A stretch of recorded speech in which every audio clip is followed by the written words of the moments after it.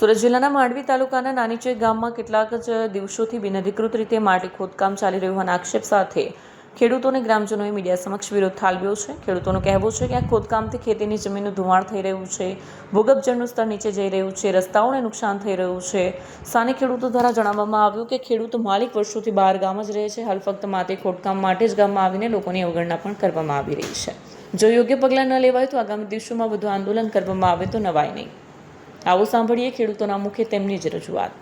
મારું નામ કિંજલ કુમારી મહેશભાઈ ચૌધરી, ગામ નાનીચેર કોલીવાડ, તાલુકો માંડવી, જિલ્લો સુરત। તમારી શું રજૂઆત છે? અમારી રજૂઆત છે કે અમારું ખેતર બાજુમાં ખોદકામ કરે છે તે ચોમાસામાં વધારે વરસાદ આવે ત્યારે ધોવા જાય તેની પરિસ્થિતિ છે। એટલે જે બાજુમાં જે ખોદકામ ચાલે છે બંધ થવું જોઈએ। હા, બંધ થવું જોઈએ। मैं आकाशभाई बचूभाई चौधरी, नानीचेर कोलीवाड, तालुको मांडवी, जिल्लो सूरत।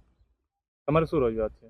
मारू आ खेतरનું ધોવાણ એટલે જે માટી ખોદકામ ચાલતું છે એના માટે મેં રજૂઆત કરતું છું। એમાં ખોદકામ ચાલતું છે, 15 થી 10 ફૂટ જમીન ખોદાઈ ગયેલી છે, જે હવે ધોવાણ થાય તે અમારે આ ખેતરવાળા ભાઈને કેવું છે। જે ખોદકામ ચાલુ છે એને લગોલગ તમારી જમીન આવી છે? બાજુમાં જ છે મારું। એટલે તમને ભીખ છે કે હા, ચોમાસામાં ચોમાસામાં ધોવા દેશે। તમારી તંત્રને શું માંગ છે? હમણાં શું માંગ છે અમારી? આ ખોદકામ બંધ કરવું ને અમારે જે ધોવાણ થાય તે હવે અમારે ત્યાંથી એને ભરપાઈ કરવું। એને મારું નામ ઇલેશભાઈ રસાભાઈ ચૌધરી, નાનીચેરનો ગામનો આગેવાન તારીખે આજે આ જગ્યા પર અમે ઊભા છે। એ જગ્યા પર જે જમીનનો માલિક મારી જમીન છે એમ કહેતા તેને જે હદને બહાર એ લોકોએ ખોદવાનું ચાલુ કર્યું છે ને, 250 પડોશીની જે જમીન છે બધી જમીન આ ચોમાસામાં ધોવાય એવી પરિસ્થિતિ છે। સરકારશ્રીને અમારે એવી વિનંતી છે કે આ જે કામ ચાલી રહ્યું છે ખોદકામ એ અટકાવવાના માટે અમારી એક નમ્ર વિનંતી છે। ને જે વ્યક્તિ જે જમીનનો માલિક છે તે માલિક અહીંયા રહેતો નથી, તે બહાર રહે છે અને જમીનનો જે માટી જે ચોરી કરે છે એ વ્યક્તિ દરબાર છે તલસાડાના, એ પણ રહેતા નથી। 2 વર્ષ કે 3 વર્ષ પછી આ ધોવાણ લાગશે તો આખું ગામ ધોવાઈ જશે એવી પરિસ્થિતિ છે। એટલા માટે આ જે કામ ચાલી રહ્યું છે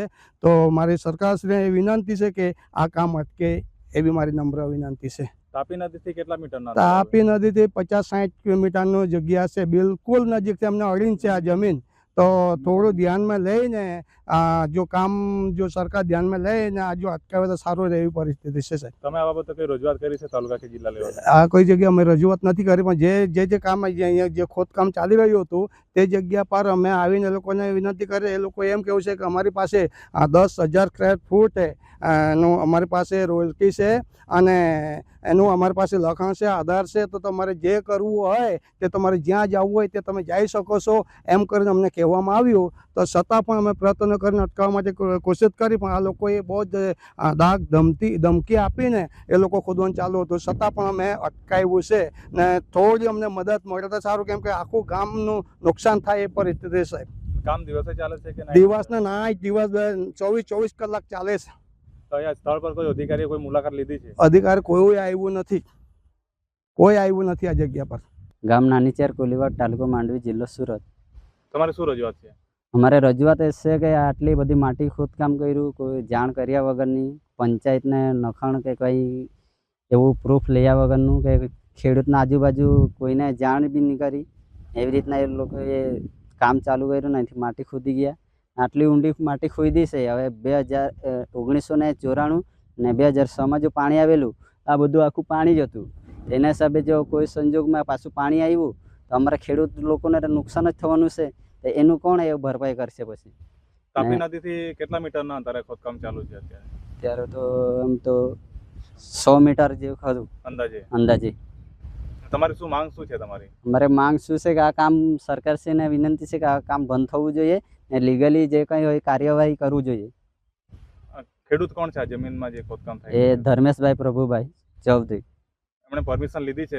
એ પરમિશન લીધી છે કે નહીં કંઈ નહીં, અમારી પાસે લીગલી છે, રોયલ્ટી નીકળે છે, એવી રીતના ખોદકામ કરે છે ને કોઈ અમને હજુ સુધી રોયલ્ટી પણ નથી બતાવ્યું અને પરમિશન બી નથી બતાવ્યું। તમે આ બાબતે કઈ રજૂઆત કરી છે આગળ? અમે રજૂઆત તો નહીં કરી, પણ આ જ્યારે ખોદકામ થયેલું ત્યારે પણ કીધેલું અમે પણ અમે લીગલી છે અને લીગલી રીતે ખોદીએ છીએ. તમારે જે કરવું હોય તે જેને જ્યાં ફરિયાદ કરવી હોય તો કરી શકો છો. એવી રીતના એ લોકો બોલતા હતા. આ બાબતે કોઈ તાલુકામાંથી કે જિલ્લામાંથી કોઈ અધિકારી કે કોઈ માપણી માટે આવ્યા હતા કંઈ? માપણી માટે તો કોઈ આવ્યા નથી, પણ આજે જ આવેલા. એ લોકો અહીંયા અરજી કરેલી તે પહેલાં એ લોકોએ 2 વાર માપણી કરાવેલી ખાનગી રીતે. એ જે રીતે માપણી કરી છે અમારે બરાબર છે ને એ માપણીના આધારે અમે ખોદકામ કરીએ છીએ એવું કહેતા હતા.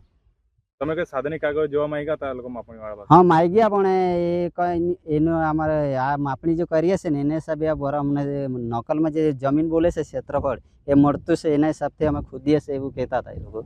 ને એ લોકો જ્યારે કાગળિયા માંગ્યા અમે કે સરકારી માપણી આવે ત્યારે આ કાગળિયા ટીઆલ બધું આ પરમિશન નીકળે એ કાગળિયા અમને બતાવો એમ કીધું.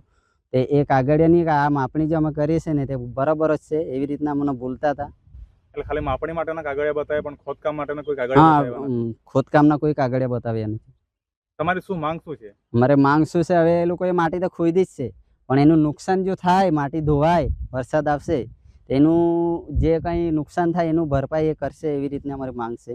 અને આ કેટલું ખોદકામ કેટલા ફૂટ થયું છે? આ ખોદકામ આશરે 10 થી 15 ફૂટે ઉપર ખોદાઈ ગયું, એટલી માટી ખોદાયેલી છે.